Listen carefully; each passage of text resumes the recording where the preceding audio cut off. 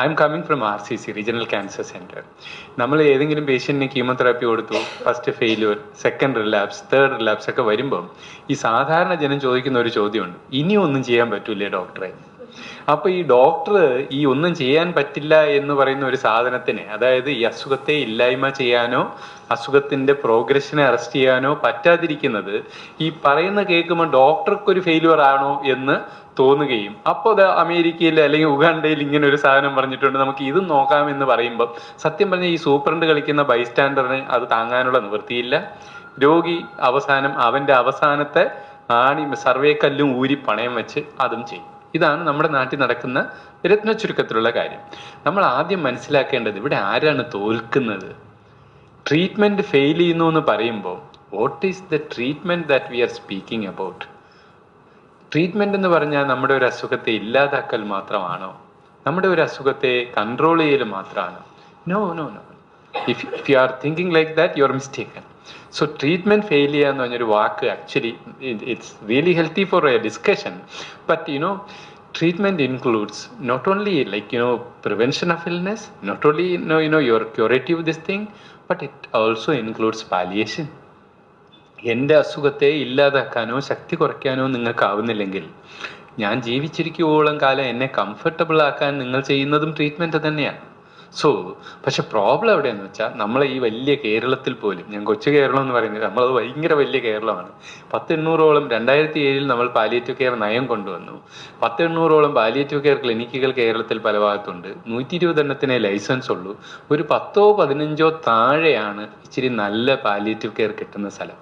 അപ്പോൾ എവിടെയെങ്കിലും ഇടത്ത് പോയി പാലിയേറ്റീവ് കെയർ കിട്ടി കഷ്ടത അനുഭവിച്ചാൽ അതിൻ്റെ അർത്ഥം പാലിയേറ്റീവ് കെയറിന് അവിടെ അവസാനമൊന്നല്ല. ഇറ്റ് ജസ്റ്റ് മീൻ ദാറ്റ് അവർക്ക് അത്രേ ചെയ്യാൻ കഴിയുന്നുള്ളൂ. അപ്പം ഞാൻ പറയാൻ വന്ന സാധനം വെച്ചാൽ, is there a role for assistant dying എന്ന് പറയുമ്പോൾ is there a role for assisted living? നമുക്കൊന്ന് ജീവിതാന്ത്യം വരെ ആരോഗ്യത്തോടെയും, അജിത്ത് ഇങ്ങനെയൊക്കെ ചിന്തിക്കുന്ന സത്യം പറഞ്ഞാൽ കുറച്ച് ദിവസം എൻ്റെ OP-യിലേക്ക് വന്നു കഴിയുമ്പോഴത്തേക്കും ഡെഫിനറ്റ്ലി മാറും. കാരണം AKG നമ്മളെ പ്രിയ സുഹൃത്താണ്, അങ്ങനെ വേണം കേട്ടോ. ഈ യൂത്തനേഷ്യ വേണം എന്നുള്ള ഒരു സിറ്റുവേഷൻ ഈ ലോകത്തില്ല എന്ന് ഞാൻ വിശ്വസിക്കുന്നില്ല. ഞങ്ങളും വർഷത്തിലൊരിക്കലൊക്കെ ഒരു പാലിയേറ്റീവ് സെഡേഷൻ ചെയ്യാറുണ്ട്, 1-2 തവണ. where for truly intractable symptoms we may have to sedate the patient for a while.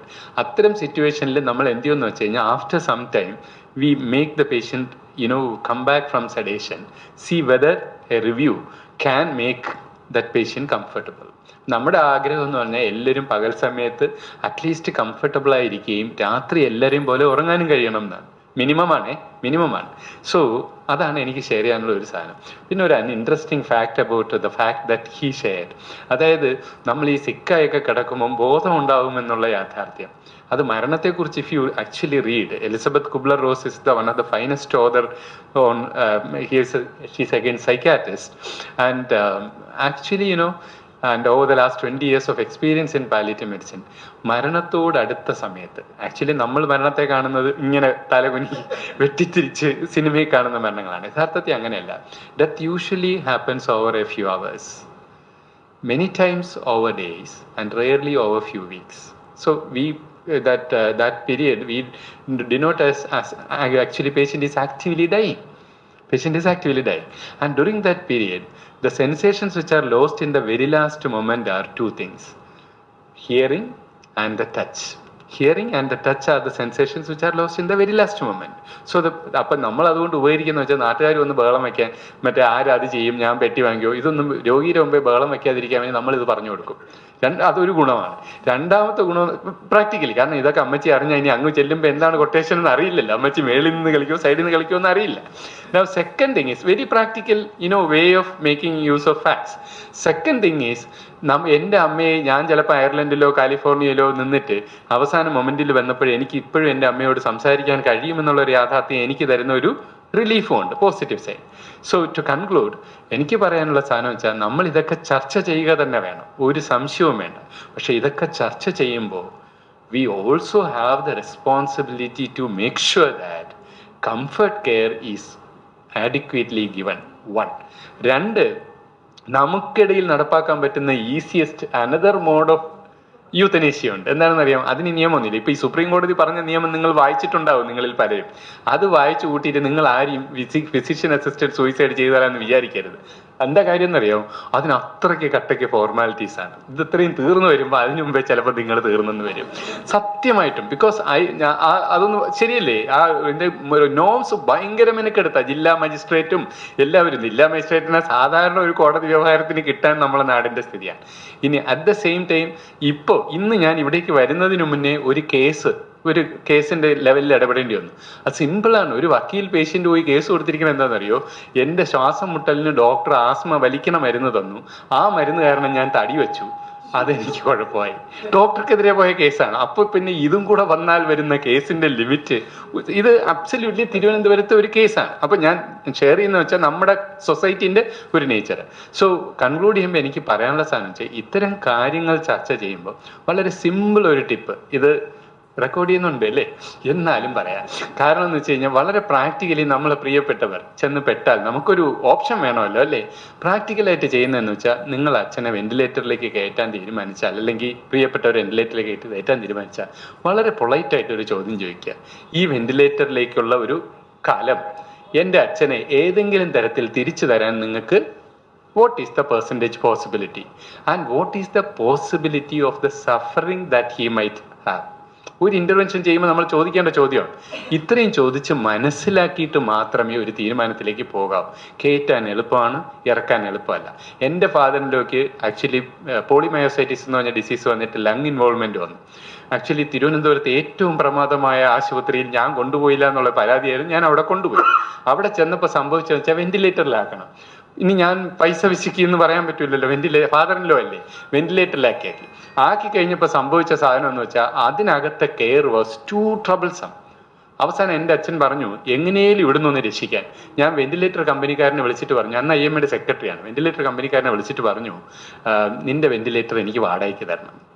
ദിവസ വാടക വിലയ്ക്ക് തുല്യമാകുമ്പോൾ ഞാൻ വാങ്ങിച്ചതായി നീ കരുതുകയും വേണം. വളരെ സിമ്പിൾ പ്രാക്ടീസ് ആണ്.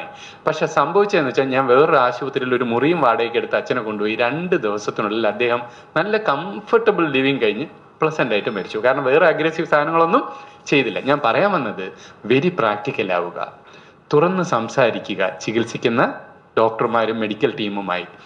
ഈഗോ ഇല്ലാതെ സംസാരിക്കുക. ഇനി ഒന്നും ചെയ്യാൻ പറ്റൂല എന്ന് ചോദിച്ച് ഡോക്ടറെ ഈഗോയിസ്റ്റിക് ആക്കരുത്. പകരം വളരെ ഹംബിളായിട്ട് സംസാരിച്ചിട്ട് pleasant. And you just tell that if you cannot cure my condition or if you cannot control the disease, please make my dear one comfortable. അപ്പൊ നമ്മളും കംഫർട്ടബിൾ ആണ്. Thanks for. ഇന്ത്യയിലെ പണ്ട് മുതലേ ഇത് പുരാണങ്ങളിൽ ഡിസ്കസ് ചെയ്യുന്ന പോലെ ഉള്ളതാണ്, വോളണ്ടറി ഡൈയിങ് ആണ്. സൂയിസൈഡ് എന്ന് പറയാൻ പറ്റില്ല, അത് ബൈ സ്റ്റാർവേഷൻ ചെയ്യും. അടുത്ത കാലത്ത് ഞാൻ കണ്ടിട്ടുള്ളത്, ഓപ്പറേഷൻ കഴിഞ്ഞ് ഇറിക്കവറബിൾ ആണ് എന്ന് സ്വയം ബോധ്യമായപ്പോൾ ഫർദർ ട്രീറ്റ്മെൻറ്റ് വേണ്ട എന്ന് അങ്ങോട്ട് പറയാം. ഡോക്ടറോട് തന്നെ, doctor happen to be her son, എന്നാലും പറഞ്ഞു ഇനി ഫർദർ ട്രീറ്റ്മെൻറ്റ് വേണ്ട എന്ന്. ഇവർ വേറെ ചിലർ ചെയ്യുന്നത്, ഈ ഡോക്ടറെ കണ്ടു കഴിഞ്ഞ് ഈ പറഞ്ഞതുപോലെ ഇൻക്യൂറബിൾ അല്ലെങ്കിൽ ക്യാൻസറോ എന്തെങ്കിലും ആണ്, അല്ലെങ്കിൽ വളരെ എക്സ്പെൻസീവ് ട്രീറ്റ്മെൻറ്റ് വേണ്ടി വരുമെന്ന് പറഞ്ഞാൽ വീട്ടുകാരോട് പോലും അത് ഷെയർ ചെയ്യാതെ വോളണ്ടറി ആയിട്ട് തന്നെ അബ്സ്റ്റെയിൻ ഫ്രം ട്രീറ്റ്മെൻറ്റ്. അതിനെ സൂയിസൈഡ് എന്ന് പറയാൻ പറ്റുമോ എന്നറിയില്ല. മെഡിക്കലി നോൺ അസിസ്റ്റഡ് ഡൈയിങ് ആണ്, പക്ഷേ അത് വോളണ്ടറി ആണ്. ഡോക്ടർ പറഞ്ഞതുപോലെ പ്രശ്നം വരുന്നത്, നമ്മളിത് ലീഗലൈസ് ചെയ്ത് കഴിഞ്ഞാൽ, ഇപ്പോൾ സംസാരിച്ച സുഹൃത്ത് പറഞ്ഞതുപോലെ, ഈ താങ്ങാൻ വയ്യാത്ത പ്രൊസീജിയറുകൾ കൊടുത്തില്ല എങ്കിൽ വേറെ ആരെങ്കിലും വോളണ്ടറി ആയിട്ട് നമ്മളെ യൂത്തനൈസ് ചെയ്യും. പാലിയേറ്റീവ് കെയർ എന്ന് പറയുമ്പോൾ നമ്മൾ ഏറ്റവും അവസാനം ഡോക്ടർമാർ എപ്പോഴും പറയുന്ന അവസാനം ഒരു സാധനമുണ്ട്. നമ്മൾ നോർമൽ ഡോക്ടർമാർ പറയുന്നത്, ഇനി ഒന്നും ചെയ്യാനില്ല, നത്തിങ് ടു ഓഫർ, ഇനി ഒന്നും ചെയ്യാനില്ല, ഇപ്പോൾ പ്രാർത്ഥിച്ചോളൂ. ഈ ഒരു പ്രാർത്ഥന എന്ന് പറയുമ്പോൾ, ആ പ്രാർത്ഥനയുടെ ഒരു ഡെഫിനിഷൻ എന്ന് പറയുന്നത്, if you are nothing to offer, pray. പ്രേയുടെ ഒരു ഡെഫിനിഷൻ തന്നെ, if you are nothing to offer, pray. ഇത് actually the palliative care started there. If you are nothing to offer, ഒരു നോർമൽ, ഒരു സാധാരണ ഒരു ഡോക്ടർക്ക് എനി ടെർമിനൽ ഇൽനെസ്, ക്യാൻസർ ഒന്നും ആവണമെന്നില്ല, എനി ഇൽനെസ്സിൻ്റെ എൻഡിൽ you have nothing to offer എന്ന് പറയുന്നിടത്ത് actually the palliation starts. And that will continue and carry on continue till the last breath. നിങ്ങളിപ്പോൾ ലാസ്റ്റ് ഇപ്പോൾ നമ്മൾ ഈ മോർഫിനൊക്കെ യൂസ് ചെയ്യാം, ഇവരൊക്കെ റെഗുലറായിട്ട് യൂസ് ചെയ്യുന്നവരാണ്. നമ്മൾ മോർഫിൻ ഭയങ്കര ശ്വാസം മുട്ടൽ വരുമ്പോൾ മോർഫിൻ കൊടുക്കാൻ പാടില്ലെന്ന്, പക്ഷേ നല്ല ശ്വാസം മുട്ടൽ വരുമ്പോൾ അല്പം മോർഫിൻ കൊടുക്കുമ്പോൾ ഇച്ചിരി സ്ട്രെസ്സും ഒക്കെ റിലീവ് ചെയ്ത് ആക്ച്വലി ബെറ്റർ ആവും പേഷ്യൻറ്റിനെ. നമുക്കൊരിക്കലും മരണത്തെ തടഞ്ഞു നിർത്താൻ കഴിയില്ല. ആക്ച്വലി ഒരു മനുഷ്യൻ ജീവിക്കുന്നത് തന്നെ മരിക്കാനുള്ളൊരു പ്രോഗ്രാമായിട്ട് ജീവിക്കുന്ന ഒരു ജീവിയാണ്. മിക്കവാറുള്ള ജീവികളെ പോലെ തന്നെയാണ് മനുഷ്യൻ. മനുഷ്യൻ മാത്രമാണ് ഇത് മനസ്സിലാക്കാത്ത, അല്ലെങ്കിൽ മറ്റുള്ളവങ്ങൾ മനസ്സിലാക്കുന്നതല്ല, മനസ്സിലാക്കാതെ അതിനെ അതിജീവിക്കാനായി കിടന്ന് ശ്രമിച്ചുകൊണ്ടേയിരിക്കുന്നത്, തന്ത്രപ്പാട് കാണിക്കുന്ന മുഴുവൻ മനുഷ്യനാണ്. മറ്റുള്ളവരൊക്കെ മരിക്കാറാകുമ്പോൾ അങ്ങ് മരിക്കുന്നു എന്നുള്ളതല്ലാതെ ഇതെങ്ങനെ അവോയ്ഡ് ചെയ്യുക എന്നുള്ളത് മനുഷ്യന്. നമ്മുടെ ഒരു ടീലോമിയർ ഒരു 50 വയസ്സ് വരെയുള്ള ഇതിനുള്ള ടീലോമിയർ സാധനങ്ങളേ ഉള്ളൂ. ആ ടീലോമിയറിന്റെ സാധനം തീരുമ്പോൾ നമ്മുടെ പ്രോഗ്രാം ഓഫ് ഡെത്ത് സ്റ്റാർട്ട് ചെയ്ത് തുടങ്ങാം. പിന്നെ ഈ മനുഷ്യൻ, നമ്മളെ ഈ ഞാൻ എന്ന് പറഞ്ഞ വ്യക്തിയിൽ എൻ്റെ ബോഡിയിൽ എൻ്റെ സെല്ലുകളുടെ 10 ഇരട്ടി മൈക്രോബ്സ് ഉണ്ട്. എൻ്റെ സെല്ലിൻ്റെ 10 ഇരട്ടി മൈക്രോബ്സുമായിട്ടാണ് ഞാൻ കിടക്കുന്നത്. അപ്പോൾ പെട്ടെന്നൊരു സാറിന് ഒരു കത്തി കുട്ടി അല്ലെങ്കിൽ വണ്ടി ഇടിച്ചു, ആക്സിഡന്റ് അടിച്ചു, പെട്ടെന്ന് ഞാൻ മരിച്ചാലും എൻ്റെ 10 ഇരട്ടി, എൻ്റെ ജീവിതത്തിൽ കൊണ്ടു നടക്കുന്ന 10 ഇരട്ടി സാധനങ്ങൾ അപ്പോഴും ജീവിച്ചുകൊണ്ടിരിക്കുക. അപ്പം നമ്മൾ ശരിക്കും മരിച്ചോ ഇല്ലയോ എന്നുള്ളത് താത്വികമാണെങ്കിലും വേറൊരു തലമാണെങ്കിലും, death is not an event, it's a process. ആ പ്രോസസ്സ് ഈ ടെർമിനൽ ഇൽനെസ്സുകളിൽ ക്യാൻസർ പോലുള്ള വരുമ്പോൾ ഏർലിയർ ആയിട്ട് അത് സ്റ്റാർട്ട് ചെയ്യുന്നതേ ഉള്ളൂ. അതുകൊണ്ട് തന്നെ ഒരു മനുഷ്യൻ ജീവിക്കുമ്പോൾ തന്നെ നമ്മൾ മരിക്കാനുള്ള തയ്യാറെടുപ്പുകൾ തുടങ്ങിയിരിക്കണം. നമ്മളൊരു പ്രത്യേകിച്ചൊരു പ്രായം പറയുന്നില്ല, കാരണം 20 വയസ്സിൽ ചിലപ്പോൾ ഇതുപോലെ ഒരു ALD, നമ്മുടെ പിൻഡോയൊക്കെ പോലുള്ള പ്രശ്നങ്ങൾ വന്നു കഴിയുമ്പോൾ, പിൻഡോയെ അവസാനത്തെ കാലത്ത് നമുക്ക് എല്ലാവർക്കും അറിയാമല്ലോ, പിൻഡോ അവസാന കാലത്ത് ഞങ്ങൾ കാണാൻ പോകുമ്പോഴത്തേക്ക് മോട്ടോർ ന്യൂറോൺ ഡിസീസ്, എമേലോട്രോഫിക് ലാറ്ററോസ്ക്ലെറോസിസ് ഞങ്ങളുടെ ഒരു സുഹൃത്ത് ഉണ്ടായിരുന്നു.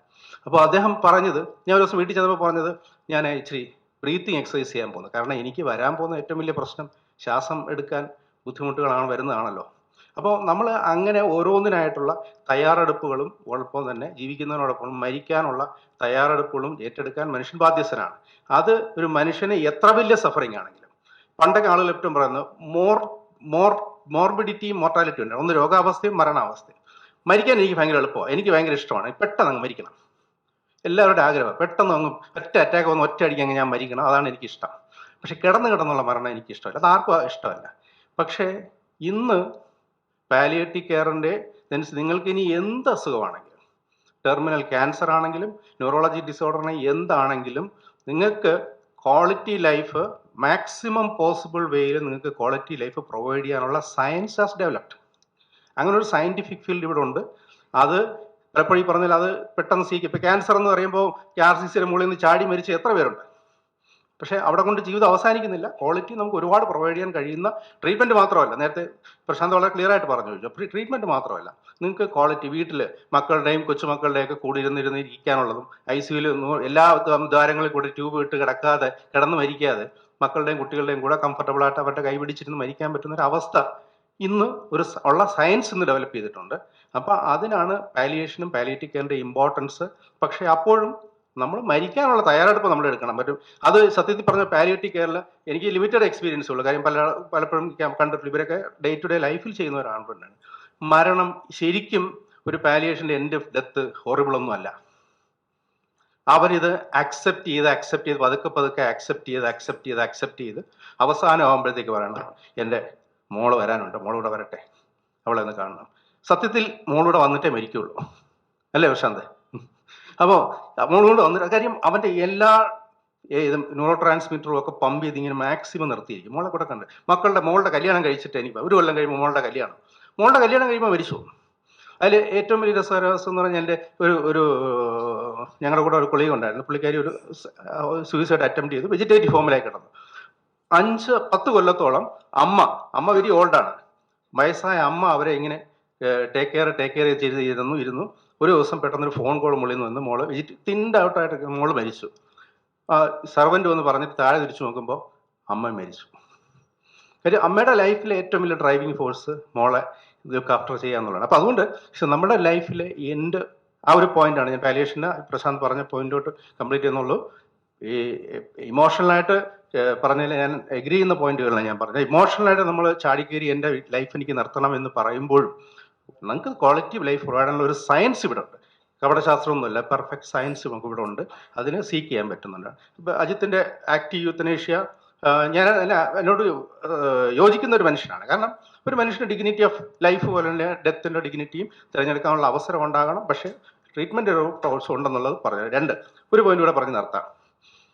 ഈ ആക്റ്റീവ് പാസീവ് യൂത്തനേഷ്യയിൽ ഇന്നിപ്പോൾ നമ്മുടെ കോളേജ് ഹോസ്പിറ്റലുകളിൽ നടക്കുന്ന ഒരു പ്രധാന സാധനം, ഇപ്പോൾ നമ്മളിപ്പോൾ പെട്ടെന്നൊരു ഒരാൾ വളരെ മോശം അവസ്ഥയിലായിരിക്കും, പല പ്രശ്നങ്ങളും ഉണ്ടായിരിക്കാം, ഇതുപോലെ ക്യാൻസർ എന്തെങ്കിലുമൊക്കെ ആയിരിക്കാം, പെട്ടെന്ന് കാഷ്വാലിറ്റി കൊണ്ടിരുന്നു, ഒരു ജൂനിയർ ഡോക്ടറെ പിടിച്ച് ട്യൂബ് ഇടുന്നു, നേരെ ഐസിയിൽ കയറ്റുന്നു. പറഞ്ഞ പോയിന്റ് തന്നെയാണ്. ഈ വെന്റിലേറ്റർ എന്ന് പറഞ്ഞ സാധനം ഒരു പത്മവ്യൂഹമാണ്. അതിനകത്തോട്ട് കയറാൻ എളുപ്പമാണ്, പക്ഷെ ഇറങ്ങാൻ ഭയങ്കര പ്രയാസമാണ്. അത് മാന്യമായിട്ട് നമുക്ക് കയറ്റാതിരിക്കുകയും മാന്യമായിട്ട് ഇറക്കുകയും ചെയ്യാം. പേഷ്യൻറ്റും ഡോക്ടറും തമ്മിലൊരു അണ്ടർസ്റ്റാൻഡിങ് ഉണ്ടെങ്കിൽ ഇച്ചിരി അഡ്ജസ്റ്റ് ചെയ്തൊക്കെ ഇറങ്ങാൻ പറ്റും. പക്ഷേ ആ സമയത്ത് ശരിക്കും ഒരു കമേഴ്സ്യൽ ഇൻട്രസ്റ്റ് ഉണ്ടെങ്കിൽ, ഇപ്പോൾ പലപ്പോഴും ഒരു പ്രശ്നം വരുന്നത്, ഇപ്പോൾ ട്രിവാൻഡ്രത്തെ ഏറ്റവും ലീഡിങ് ഒരു ഹോസ്പിറ്റലാണെങ്കിൽ ഒരു 50,000 രൂപ to 1 lakh വരെ ഉണ്ട് പെർ ഡേ വെന്റിലേറ്ററിൻ്റെ ഒരു ഇതുണ്ട്. വെന്റിലേറ്റർ ആയെന്ന് വെച്ചോ, അപ്പോൾ കുറച്ച് കഴിയുമ്പോഴത്തേക്ക് മക്കളൊക്കെ ആദ്യം പറയുന്നത്, എല്ലാം ഞങ്ങൾ യൂഷ്വലി കേൾക്കുന്ന മക്കളെല്ലാം ആദ്യം പറയും, എത്ര ചിലവായാലും ഡോക്ടറെ എൻ്റെ അച്ഛനെ വെന്റിലേറ്റർ ഇടണം എന്നൊക്കെ പറയും. 2 ദിവസം കഴിയുമ്പോഴത്തേക്ക് പൈസയുടെ പ്രശ്നം ബില്ല് വരുമ്പോൾ കുറേശ്ശെ അവരൊന്ന് താന്ന് വരും. അപ്പോൾ നമ്മൾ പതുക്കെ എന്ത് ചെയ്യാം, പതുക്കെ മാറ്റി വേണമെങ്കിൽ അത് കട്ട് ചെയ്ത് വേണമെങ്കിൽ അവരെ രക്ഷപ്പെടുത്താം. അതേസമയം ഒരു ഇൻഡസ്ട്രിയുടെ പവർ ഇതുണ്ടെന്നുണ്ടെങ്കിൽ വെച്ചോ, നിങ്ങൾ എന്തോ കാണിക്കുന്നു, നിങ്ങൾക്ക് നിങ്ങളുടെ അച്ഛനോട് സ്നേഹമില്ലേ? എന്നൊരു ഒറ്റ ചോദ്യം ചോദിച്ചു കഴിഞ്ഞാൽ അത് 2 മക്കളെ കൺസൾട്ട് ചെയ്യുമ്പോൾ 4 ദിവസം മുമ്പ് 4 ലക്ഷം രൂപ അങ്ങ് മാറി. ഇപ്പം ഇങ്ങനെയും നമുക്ക് ചെയ്യാൻ പറ്റും. പക്ഷേ അതുകൊണ്ട് ഇതൊരു ഡബിൾ എഡ്ജ് എന്ന് പറയുന്നതിൻ്റെ വേറൊരു ആസ്പെക്റ്റ് ആണ്. പക്ഷെ ഇവിടെയും നമ്മൾ നിൽക്കുന്നത്, ഇപ്പം ഇന്ന് ഇന്ത്യയിൽ അവൈലബിൾ ആയിട്ടുള്ളത് അതിൻ്റെ ഇത് വെന്റിലേറ്റർ ഓഫ് ചെയ്യുക എന്ന് പറഞ്ഞാൽ, ഇന്നത്തെ കാലത്ത് ഒരു ഡോക്ടറെ സംബന്ധിച്ച് വെന്റിലേറ്റർ ഓഫ് ചെയ്യുന്ന ഇറ്റ്സ് എ മർഡർ. നിങ്ങളൊരു പേഷ്യൻ്റെ വെന്റിലേറ്റർ ഇട്ടിട്ട് അത് ഓഫ് ചെയ്യുകയാണെങ്കിൽ ഇറ്റ്സ് എ മർഡർ. ഇപ്പം നമ്മൾ നടത്തിയ ഹോസ്പിറ്റലുകളെല്ലാം നടത്തുന്ന എല്ലാം ഇതിനിടയ്ക്കുള്ള ഒരു ഇടയ്ക്കൂടെ തെന്നി പോകുന്ന ഒരു പരിപാടിയാണ് നടത്തുന്നത്, അല്ലാതെ ഈ ഫുൾ പ്രൂഫ് ആയിട്ടുള്ളതൊന്നും അല്ല. ഒരു മോൻ പറഞ്ഞു പറയുകയാണ്, വെളിയിൽ വന്നിട്ട് പറയുകയാണ്, എൻ്റെ അച്ഛന് വെന്റിലേറ്റർ എന്തുകൊണ്ട് നിങ്ങൾ ഓഫ് ചെയ്തു, കൊലപാതകത്തിന് കേസെടുക്കും ഡോക്ടർക്കെതിരെ. പക്ഷേ നമുക്ക് അത് അവോയ്ഡ് ചെയ്യാൻ പറ്റുന്ന ഏക സിറ്റുവേഷൻ ലിവിങ് വില്ല് മാത്രമാണ്. നിങ്ങൾ ജീവിച്ചിരിക്കുമ്പോൾ നമുക്ക് എൻ്റെ ഇത് ഡെത്ത് ടെർമിനലാണ്, എനിക്ക് എന്നെ വെന്റിലേറ്റർ ഇടരുത്, എന്നെ അലോട്ട് ചെയ്യരുത് എന്ന് പറഞ്ഞൊരു വില്ല് എഴുതി വെച്ചിട്ടുണ്ടെങ്കിൽ, അത് ഓപ്പറേറ്റ് ചെയ്യണമെന്നില്ല, കാര്യം മക്കളെ ചെയ്യണമെന്ന് പറഞ്ഞാൽ, പക്ഷേ അത് മാത്രമാണ് നമ്മൾ ഇങ്ങനെയുള്ളൊരു പ്രശ്നത്തിൽ നമ്മൾ രക്ഷപ്പെടുത്താൻ കഴിയുന്നത്.